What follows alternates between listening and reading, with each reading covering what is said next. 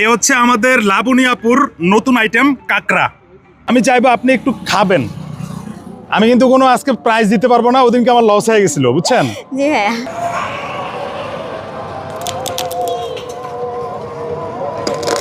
আসসালামু আলাইকুম। আমি এখন আমাদের মতলব ব্রিজের উপরে লাবণীয়াপুর দোকানের সামনে। আপু, এটা কি জিনিস বলেন তো? ভাই এটা কাঁকড়া, ক্র্যাব। কাঁকড়া? হ্যাঁ। ও মাই গড, আমাদের মতলব ব্রিজের উপরে নতুন ভাবে আপু নিয়ে আসছে কাঁকড়া। তো কাঁকড়া হচ্ছে কয় পিসে কিভাবে কি করেন বলেন তো? 4 পিস থাকবে 200 টাকা প্লেট। আর 4 সাথে পিস 4 থাকবে? পিস হ্যাঁ হাত থাকবে। আপনি মূলত এই কাঁকড়াটা কোত্থেকে নিয়ে আসছেন? ভাইয়া সেই যাত্রাবাড়ি থেকে নিয়ে আসছে এটা। মানে এটা কি রান্না করে নিয়ে আসছেন নাকি কাঁচা? না, এটাও তো ওইখানে কাঁচাই নিয়ে এসছে আর বাড়িতে রান্না করে এখানে নিয়ে আসছে। আচ্ছা আচ্ছা, ঠিক আছে। আমি চাইবো আপনি একটু খাবেন। আমি কিন্তু কোনো আজকে প্রাইজ দিতে পারবো না, ওদিনকে আমার লস হয়ে গেছিল, বুঝছেন? জি হ্যাঁ। তো এখন আপনি অল্প একটু ট্রাই করেন, কারণ আমি দেখবো যে আপনি যদি ট্রাই করেন আমি বুঝবো যে এটা পজিটিভ, যে ভালো খাওয়া যায়। ওকে, আচ্ছা, তো একটু ট্রাই করেন প্লিজ।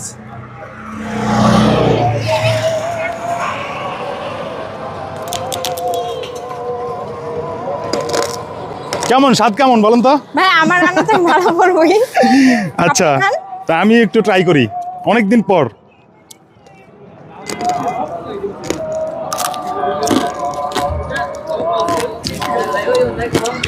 আমার মনে হচ্ছে আমি অল্প সময়ের জন্য কক্সবাজার আছি। অনেক স্বাদের ছিল, মজার ছিল, যেহেতু নতুন একটা আইটেম। আমার মনে হয় অথেন্টিক যেই কাঁকড়ার স্বাদ এটা আপাতত আছে।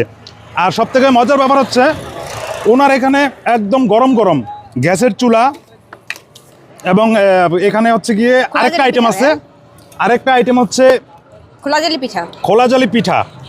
আর এখানে কি আছে দেখি? এখানে এখানে হাঁসের মাংস। ওয়াও, হাঁসের মাংস সাথে রসুন, তাই না? হ্যাঁ, 1 পিস করে রসুন। আচ্ছা আচ্ছা, হাঁসের মাংস প্লেট কত? 5 পিস 200 টাকা। 5 পিস 200 টাকা। 1 পিস রসুন থাকবে। আচ্ছা, আর পিঠা পিস কত? 20 টাকা। 20 টাকা না? হ্যাঁ, খোলা জালি পিঠা 20 টাকা। যাই হোক, আপনারা ইচ্ছা করলে আসতে পারেন, ট্রাই করতে পারেন আমাদের মতলব ব্রিজে।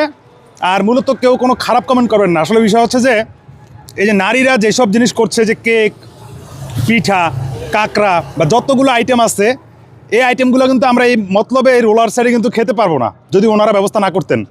তো মূলত ওনার হাইজিন মেনটেন আছে, দেখুন এই যে ভালো হাইজিন মেনটেন আছে, ক্যাপ আছে, তারপরে অ্যাপ্রন আছে, গ্লোভস আছে। তো ভালো হাইজিন মেনটেন, এই জিনিসটা আমার খুবই ভালো লাগছে। আপনারা আসবেন। আর আসলে উনি মূলত একজন নারী উদ্যোক্তা। আপনারা রেসপেক্ট করবেন যে নারীরা বসে থাকবে না, নারীদেরও হচ্ছে অধিকার আছে কাজ করার, কাজ করবে। এগুলো করে হচ্ছে ওনার সংসার চলবে। এখন যদি উনি বসে থাকে তাহলে তো হবে না।